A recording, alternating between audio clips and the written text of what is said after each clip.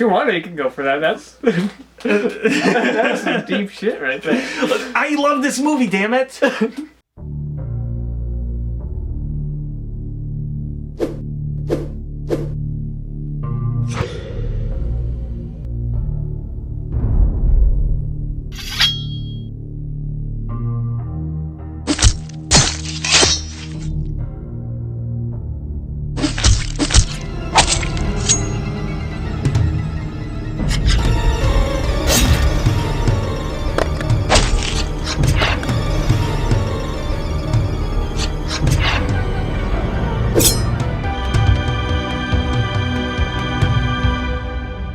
Hey there guys, this is Sam And Justin. at the Survival Review, and today we are going to be talking about one of the best horror films of the 1990s, Okay. in my opinion at least, Candyman. This movie happens to be the first R-rated movie I ever saw, at too young of an age for anyone to see this movie, and it is, since then, I was however old I was, like 8 years old. I rewatched it for the first time earlier this year, and it holds up as one of the most legitimately terrifying movies that I've ever seen. I love every aspect of this movie. And I just saw this movie for the first time. Yeah. And wow. Yeah, it's something. Yeah, it's going for so much more than any slasher movie that era was going for. Yeah, I wouldn't even really call it a slasher movie. Yeah, it's like an insult to call it that. Yeah, there's kind of slasher elements to it, definitely. But it doesn't play out like that at all. It doesn't feel like that. It doesn't really give in to any of the slasher tropes. A few, but like not in the same way. It really just kind of turns things on its head. It has more to say than most slasher movies do. Exactly. It definitely has a lot of commentary on, racial issues, but also the entire idea of urban legends and like the impact that they have on people. Yeah. Like, I love how much they delve into stuff like that. And that's like what the first act of the movie really is. Exactly. And it's what, all in all, is really pushing the Candyman in general to do what he does. He gets his power from urban legends and from the fear that people get from believing in his stories. It's kind of like a Freddy Krueger sort of thing almost. But actually, now that I think about it, it kind of does remind me a little bit of like New Nightmare.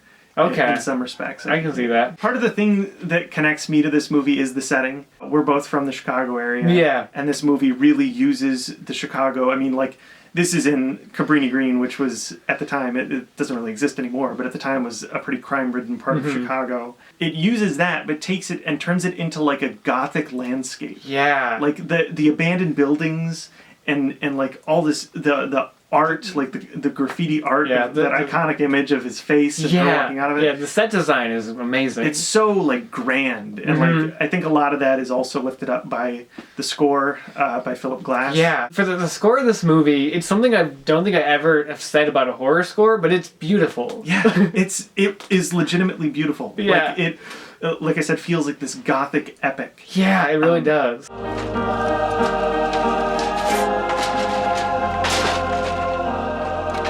It's like a classical kind of thing. Yeah, it's not your typical horror score at all. Especially for like a slasher movie. You would not expect this kind of music, but it really heightens the movie that much more. Yeah.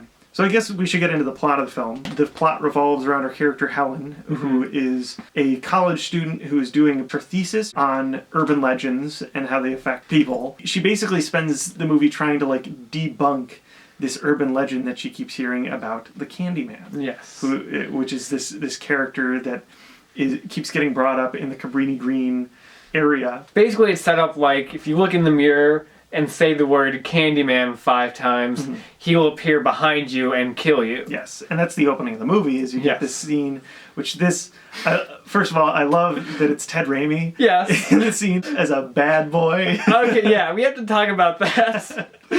So, okay, I love seeing Ted Raimi because he's Ted Raimi, he's great. I absolutely love Ted Raimi. But him playing the bad boy? Ted Raimi, respect the guy, love him. He's one of the dorkiest dudes. Yeah. And it's hard to buy him as the bad dude. Just toss a leather jacket on him. He's the bad dude. It feels almost like kind of a joke, but like... Yeah, or like they just put him in there maybe because they're friends or, because of his connection to horror movies. Yeah, that's probably what happened. Yeah. Now, that scene, along with a few others, when I first saw this as a little kid was one of the things that just stuck in my mind forever. Yeah. Because I was so terrified of like when she looks into the mirror and says his name one more time, and he appears behind her, and that blood pooling up above Ted Raimi. That scene feels like it's completely, like it's not even in the same world as what happens in the rest of the movie. It feels literally like a telling of an urban legend. Yeah.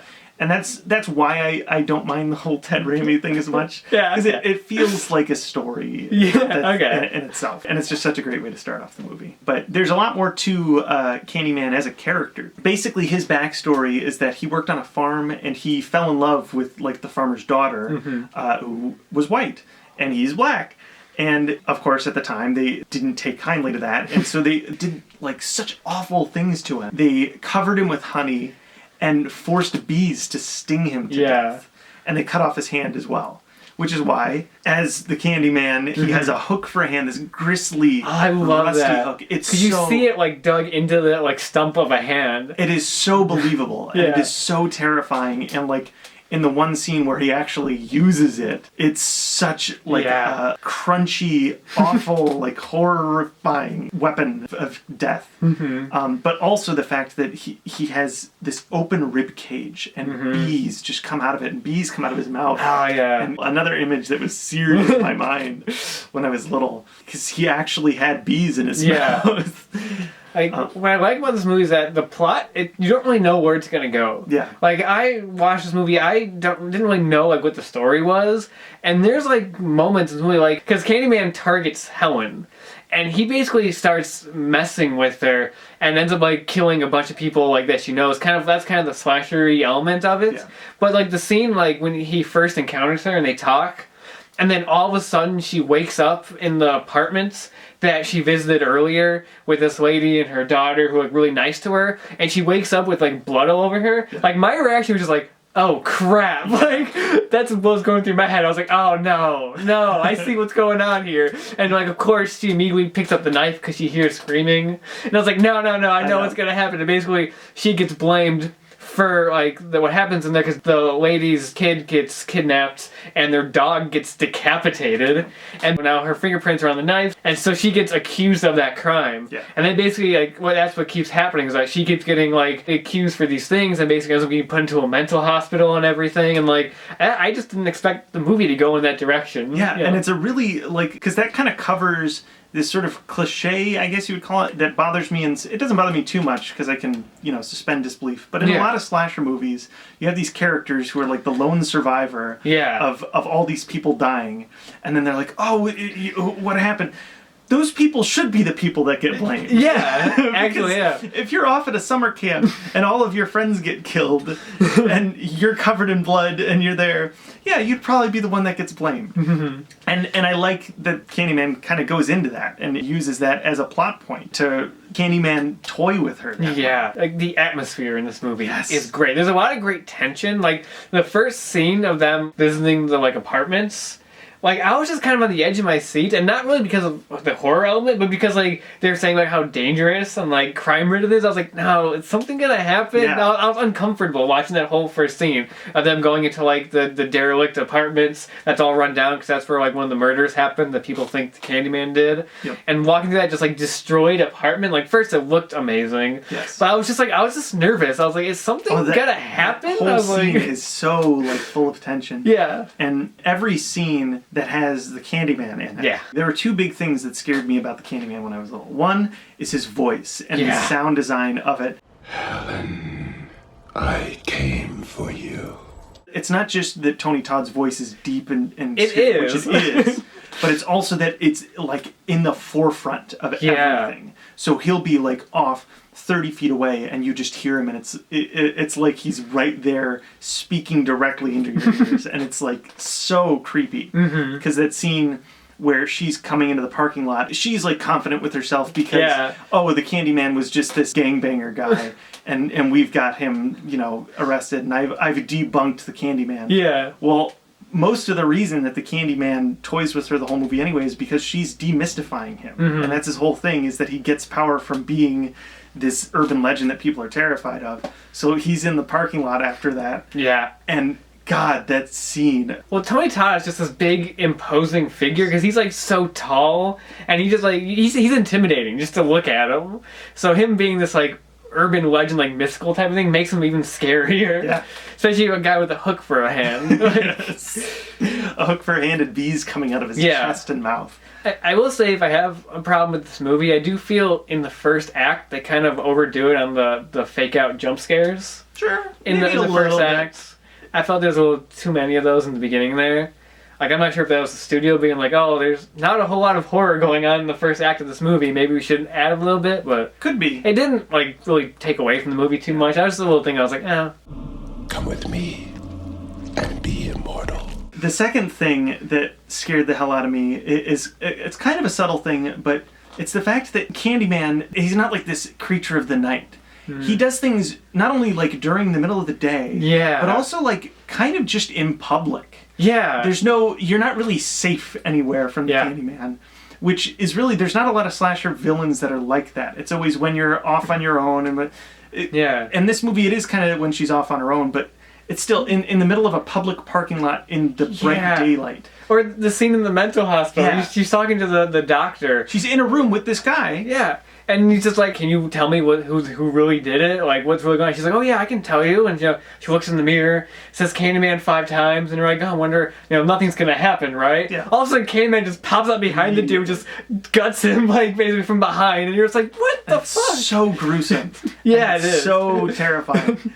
But yeah, it's like, you're not safe anywhere. No. And that's one of the things that scared the hell, and still scares the hell out of me. Yeah, it is. It's a really creepy idea. I'm telling you, because I watched a bunch of horror movies when I was too young. Yeah. But like this one, of all of them, always stuck with me.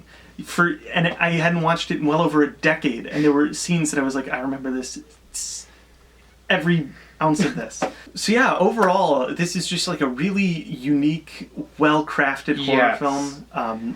Every aspect, all the performances really hold up. The performances are fantastic. Yes. It has one of the most memorable horror villains. Tony Todd is great.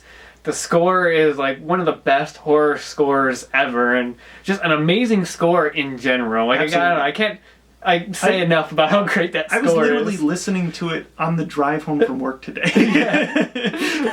I like to listen to horror movie soundtracks in the car during October, and that one, it's just so grand, and it made my boring drive home feel like I was in a gothic epic. Yeah.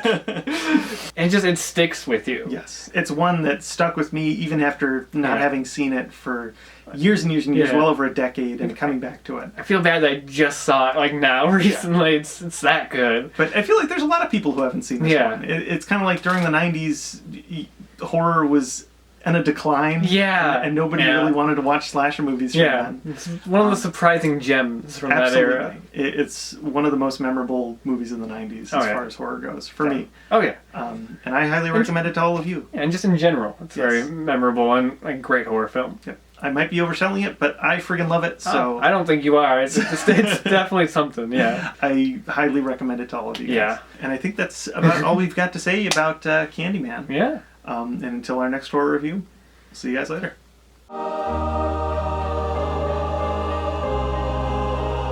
For me, that ending is like... The way I interpret all of it is like... The whole movie is her...